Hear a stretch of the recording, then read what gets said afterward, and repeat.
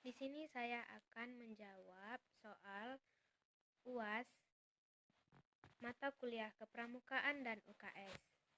Soal yang pertama yaitu jelaskan kenapa penting kuliah kepramukaan dan UKS SD dipelajari oleh mahasiswa PGSD. Jawabannya yaitu pramuka dikenal sebagai organisasi yang mengutamakan sikap dan perilaku.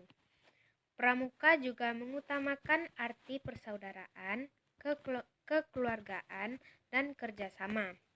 Oleh karena itu, pramuka mendukung untuk mewujudkan persatuan dan kesatuan bangsa. Dan pelaksanaan kegiatan pramuka, anggota dituntut untuk melakukan sesuatu dengan kerjasama.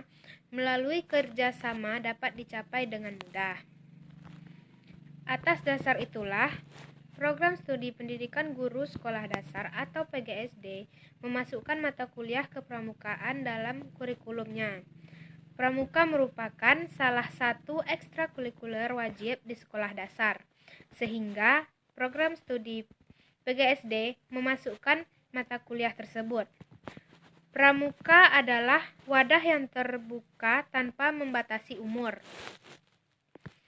jenis kelamin, atau hal lainnya, karena tujuan utamanya dari pramuka adalah memberikan pendidikan untuk semua golongan dengan tujuan akhir menjadi insan lebih baik.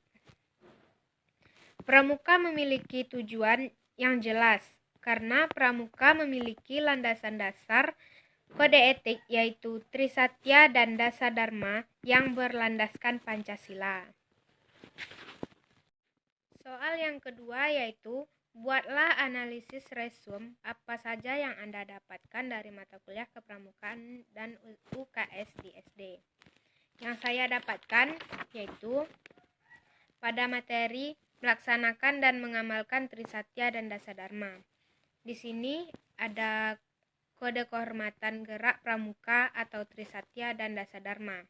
Adapun bagian-bagiannya yaitu yang pertama makna kode kepramukaan yang disebut satya atau janji. Yang kedua yaitu makna kode kehormatan pramuka dalam bentuk ketentuan moral yang disebut dengan dharma.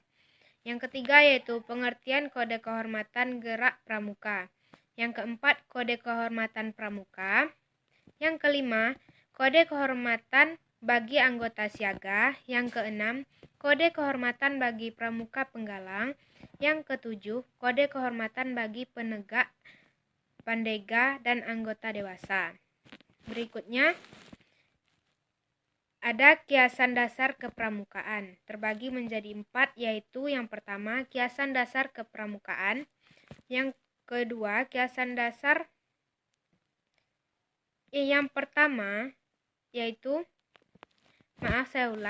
yang pertama yaitu kiasan dasar siaga, yang kedua kiasan dasar pramuka penggalang, yang ketiga yaitu kiasan dasar pramuka penegak, yang keempat ada kiasan tingkat dalam pramuka pandega. Berikutnya yaitu ada tanda pengenal.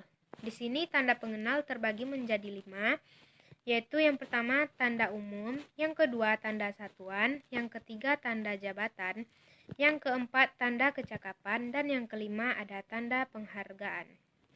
Berikutnya materi yang saya pahami dari kepramukaan ini ada memahami tata cara upacara kepramukaan.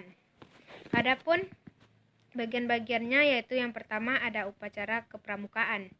Dan bagian yang kedua ada pelaksanaan upacara dalam kegiatan pramuka. Terbagi menjadi 5 poin. Poin yang pertama yaitu ada upacara umum. Yang kedua upacara pembukaan dan penutupan latihan. Yang ketiga yaitu upacara pelantikan. Yang keempat ada upacara kenaikan tingkat. Yang kelima yaitu ada upacara tingkat golongan. Berikutnya ada tata cara upacara kepramukaan. Tata cara upacara kepramukaan ini terbagi menjadi 3 golongan. Yang pertama yaitu ada siaga, yang kedua penggalang, yang ketiga penegak.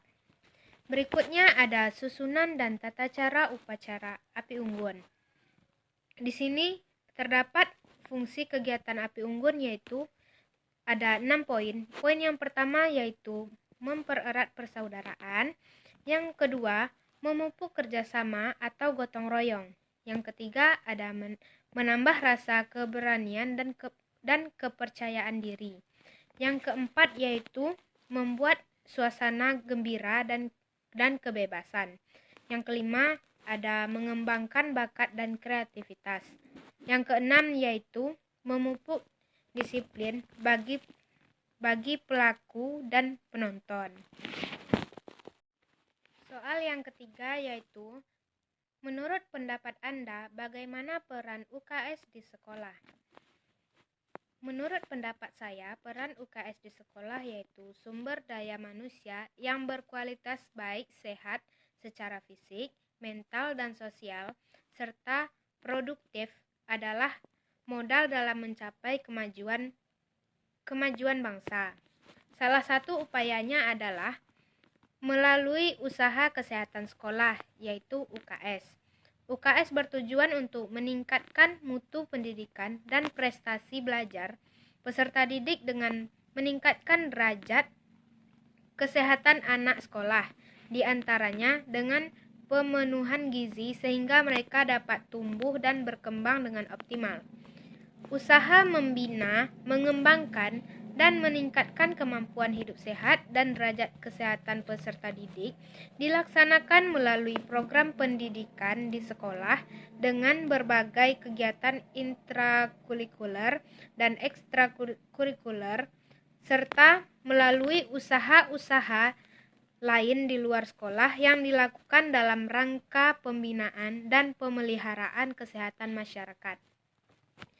Sikap dan perilaku peserta didik di sekolah-sekolah masih belum menunjukkan peningkatan yang baik dalam derajat kesehatannya, bahkan semakin menurun daya hayat dan daya tangkapnya terhadap pengaruh buruk.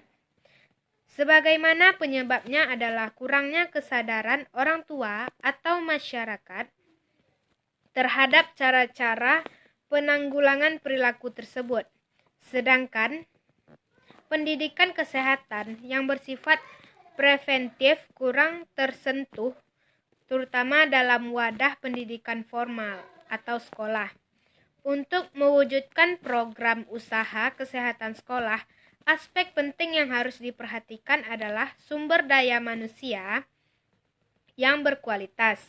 Untuk menciptakan sumber daya manusia yang berkualitas, maka harus memiliki suatu pengetahuan yang baik.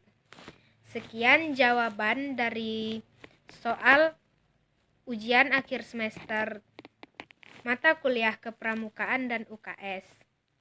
Sekian, terima kasih. Assalamualaikum warahmatullahi wabarakatuh.